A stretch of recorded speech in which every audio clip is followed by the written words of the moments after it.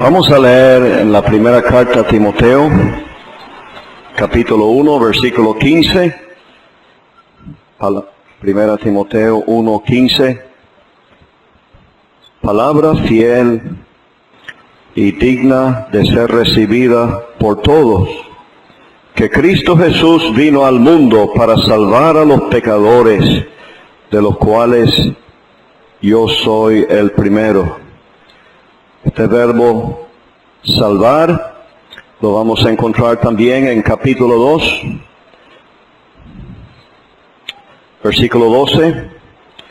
Porque no permito a la mujer enseñar ni ejercer dominio sobre el hombre, sino estar en silencio. Porque Adán fue formado primero, después Eva. Y Adán no fue engañado, sino que la mujer, siendo engañada, incurrió en transgresión, pero se salvará, engendrando hijos, si permaneciere en fe, amor y santificación con modestia. Capítulo 4, versículo 16. Ten cuidado de ti mismo y de la doctrina. Persiste en ello, pues haciendo esto te salvarás a ti mismo y a los que te oyeren. En la segunda carta a Timoteo, capítulo 1, versículo 8. Por tanto, no te avergüences de dar testimonio de nuestro Señor, ni de mí, preso suyo, sino participa de las aflicciones por el Evangelio según el poder de Dios, quien nos salvó y llamó con llamamiento santo, no conforme a nuestras obras, sino según el propósito suyo y la gracia que nos fue dada en Cristo Jesús antes de los tiempos de los siglos, pero que ahora ha sido manifestada por la aparición de nuestro Salvador Jesucristo, el cual quitó la muerte y sacó a luz la vida y la inmortalidad por el Evangelio. Finalmente, en capítulo 4, versículo 16. En mi primera defensa, ninguno estuvo a mi lado, sino que todos me desampararon. No les sea tomado en cuenta. Pero el Señor estuvo a mi lado y me dio fuerzas para que por mí fuese cumplida la predicación y que todos los gentiles oyesen. Así fui librado de la boca del león. Y el Señor me librará de toda obra mala, y me preservará o salvará para su reino celestial. A Él sea gloria por los siglos de los siglos. Amén. Señor, bendiga la lectura de su santa palabra. Uno de los títulos de Dios que encontramos en esta primera epístola a Timoteo y también frecuentemente en la carta a Tito es el de Dios nuestro Salvador. Ese es su carácter. Él es el Dios que quiere la salvación del más indigno pecador. Él es el Dios que tiene ese poder para salvar al pecador de una ruina eterna. Y como el tema de esta primera carta a Timoteo es la casa de Dios, entonces, obviamente, es un lugar muy especial que Dios tiene para los que Él ha salvado.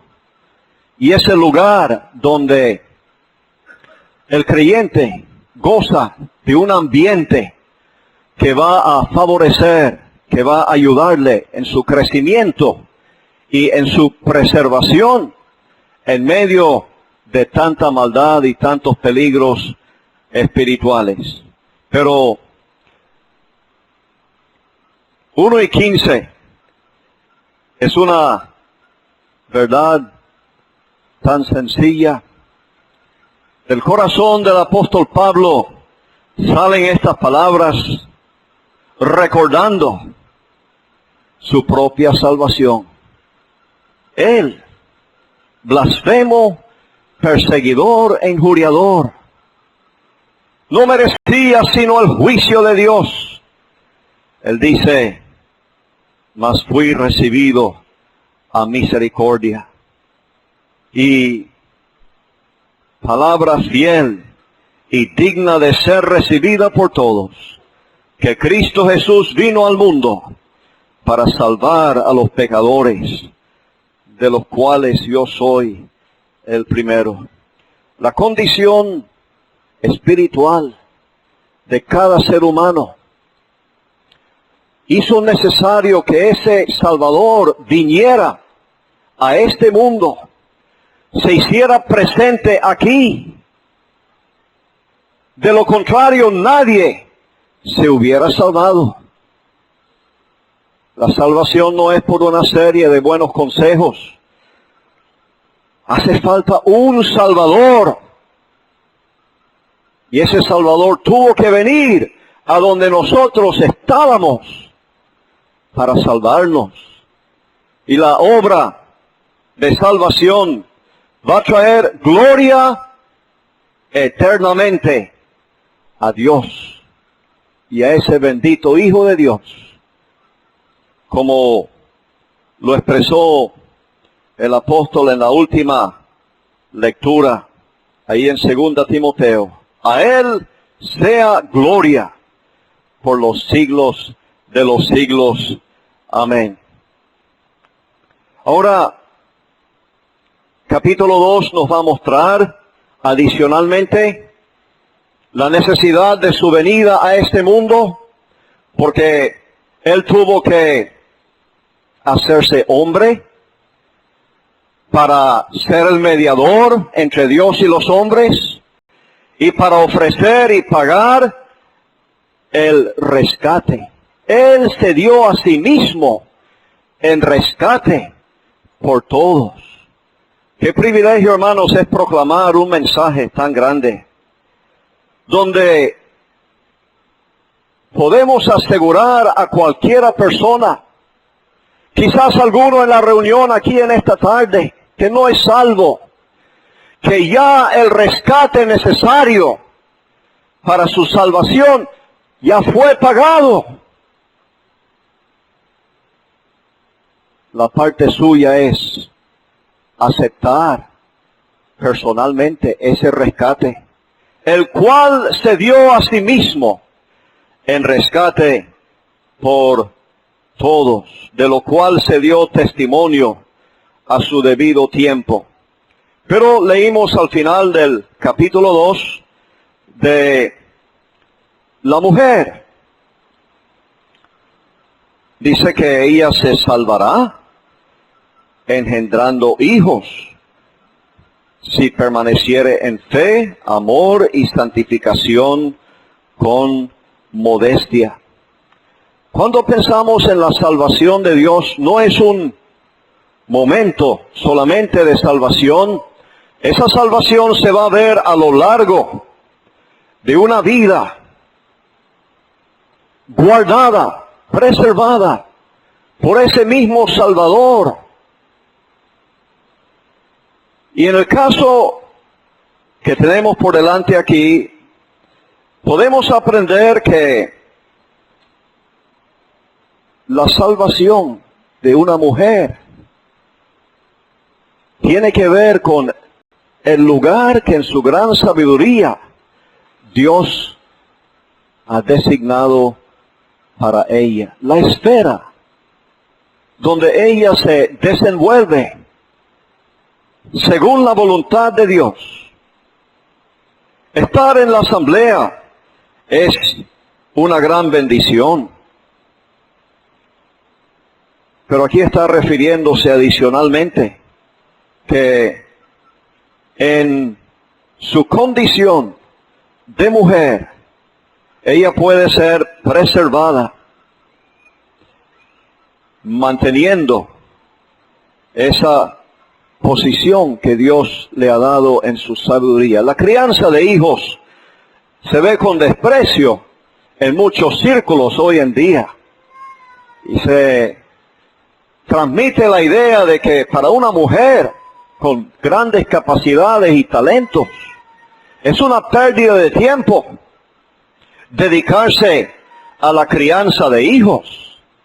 Es un rechazo al plan de Dios y también una forma de despreciar lo que son esos hijos que vienen a este mundo. ¿Cuántos aquí estamos profundamente agradecidos por padres, madres, que mostraron interés en nuestra salvación desde antes de nacer y en su crianza estaban pensando,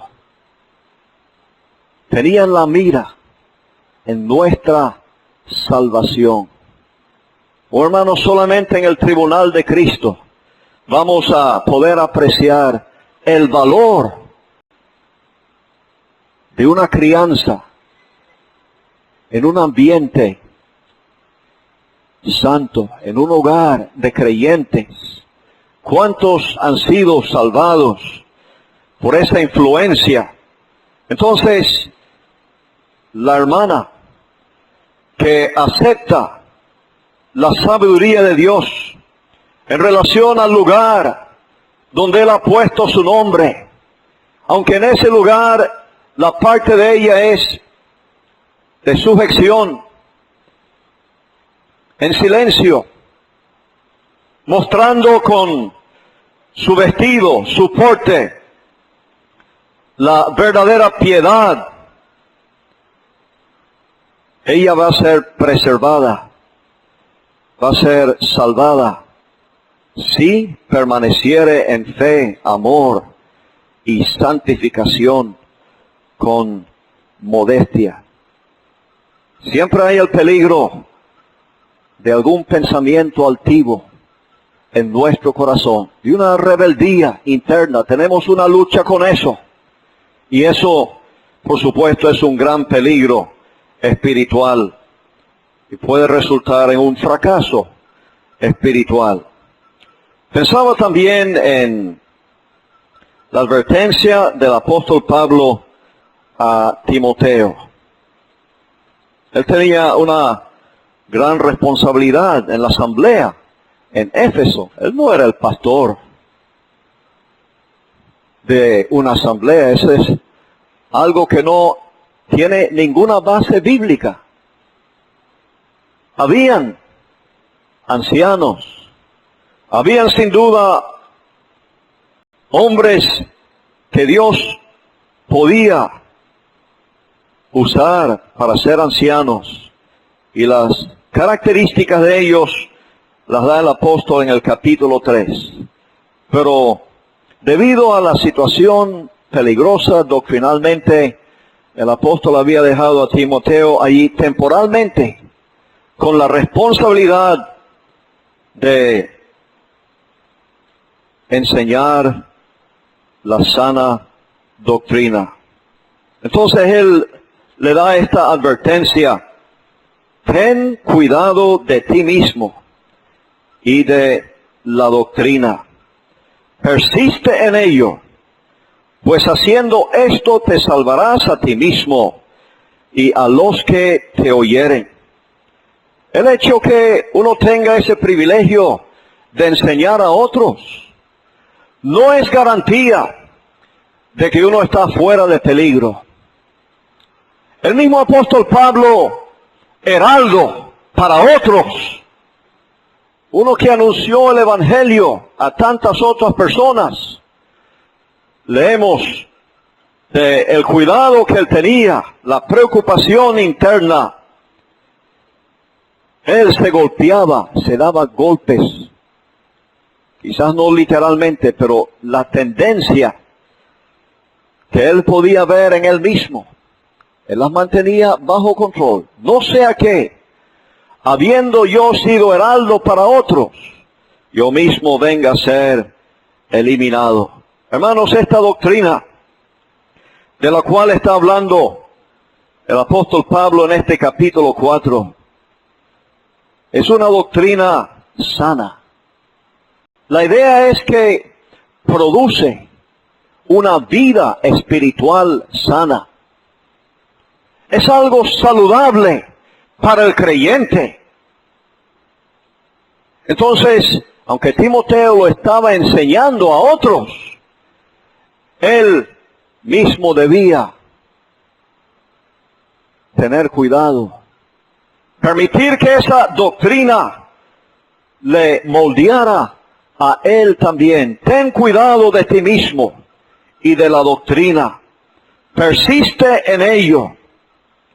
Oh, hermanos, hay un tremendo valor en las enseñanzas que el Señor nos ha dejado en su palabra.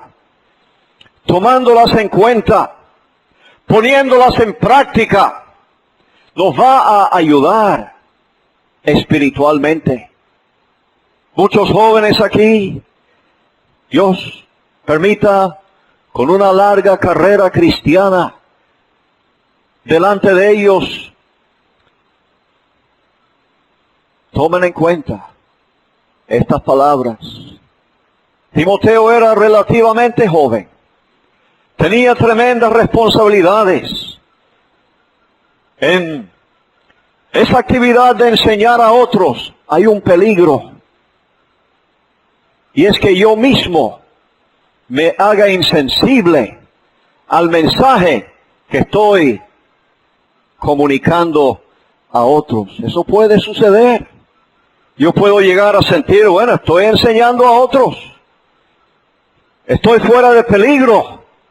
Estas palabras son muy solemnes. Ten cuidado de ti mismo y de la doctrina. Persiste en ello, pues haciendo esto te salvarás a ti mismo y a los que te oyeren. ¿Qué golpe puede dar el enemigo cuando él logra la caída de uno que ha enseñado a otros? Todos los que le han oído podrían ser afectados, y él no ha dejado su empeño. Su intención es maligna, y nosotros solamente podemos mirar al Señor y confiar en Él, y tener ese cuidado hasta el último momento, pensando en la astucia que Él tiene, y tantos que han sido inutilizados en su servicio para Dios. Ahora, pasando a la siguiente carta, la segunda carta a Timoteo, vemos estas palabras: ¿quién nos salvó? Está hablando de Dios. Versículo 8 dice: sino participa de las aflicciones por el Evangelio según el poder de Dios, quien nos salvó y llamó con llamamiento santo, no conforme a nuestras obras, sino según el propósito suyo y la gracia que nos fue dada en Cristo Jesús antes de los tiempos de los siglos, pero que ahora ha sido manifestada por la aparición de nuestro Señor, nuestro Salvador Jesucristo, el cual quitó la muerte y sacó a luz la vida y la inmortalidad por el Evangelio. Vemos la parte de Dios, según el poder de Dios, quien nos salvó. Vemos la mención del Salvador, Jesucristo, nuestro Salvador Jesucristo. La carta que sigue, la carta escrita a Tito, 3 veces se refiere el apóstol a Dios como el Salvador. 3 veces también se refiere al Hijo de Dios como el Salvador. Fue una obra conjunta. El Padre entregó a su Hijo. El Hijo se entregó a sí mismo por nosotros. Indudablemente el Espíritu Santo de Dios también tiene su parte en la salvación del pecador. Sabemos bien que es así. Pero entonces, Él declara esta tremenda verdad. ¿Quién nos salvó y llamó con llamamiento santo? Son 2 cosas inseparables. La salvación de Dios está acompañada con un llamamiento santo. Somos llamados a separarnos de este mundo y vivir una vida a la vista de Dios, agradable a Él. Y ese llamamiento santo, para cumplir con ese llamamiento santo, hemos sido capacitados con una nueva naturaleza que hemos recibido. Y por el Espíritu Santo que mora en cada creyente, podemos responder gozosamente a ese llamamiento santo. Hermanos, si no hay este acompañamiento en una persona que profesa ser salvo, no se ve la evidencia de un llamamiento santo, de una vida realmente separada del pecado. Inmediatamente surge la pregunta, la duda, si acaso la persona sea realmente salva. Porque las 2 cosas son inseparables. Nos salvó y llamó con llamamiento santo. Ahora, en esta segunda carta de Pablo, él está preso. Él no tiene ninguna duda que pronto él va a morir. Es una cosa de la cual no tiene duda. Él menciona aquí su primera defensa, 4:16. Él se presentó allí ante el mismo emperador, probablemente Nerón. Y él entendió que su presencia allí no era para él defender su caso. Él estaba allí para presentar ante este hombre, la autoridad máxima en el mundo de aquel entonces, para presentarle el mensaje del Evangelio. Y a eso se refiere. El Señor estuvo a mi lado y me dio fuerzas para que por mí fuese cumplida la predicación y que todos los gentiles oyesen.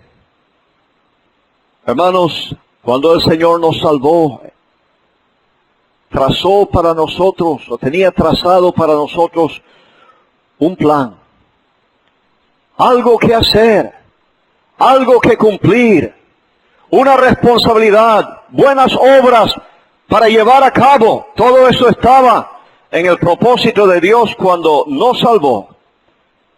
Y en el caso de Saulo de Tarso, uno de esos propósitos era llevar la palabra de Dios ante reyes. De manera que el apóstol está agradecido que aunque no hubo a su lado ningún creyente, qué momento tan difícil para el apóstol. Ninguno estuvo a mi lado. El ambiente ideal para un creyente es estar en medio del pueblo de Dios? ¿Cuánto valor tiene el apoyo de otros creyentes cuando estamos pasando por una prueba? En este momento tan difícil, incomparable del apóstol Pablo, ninguno estuvo a mi lado. Todos me desampararon. Él no guarda ningún rencor. Él dice, no les sea tomado en cuenta. Él entendió que la situación era de gran riesgo. Cualquiera que se presentara con él en ese momento corría también peligro de muerte. Y el Señor le da esa gracia para expresar, no le sea tomado en cuenta. Pero el Señor estuvo a mi lado y me dio fuerzas para que por mí fuese cumplida la predicación. Oh, hermanos, tenemos un Salvador que no nos va a abandonar en ningún momento. En la prueba más difícil, donde pareciera que no tenemos fuerza, el Señor va a estar personalmente al lado de nosotros.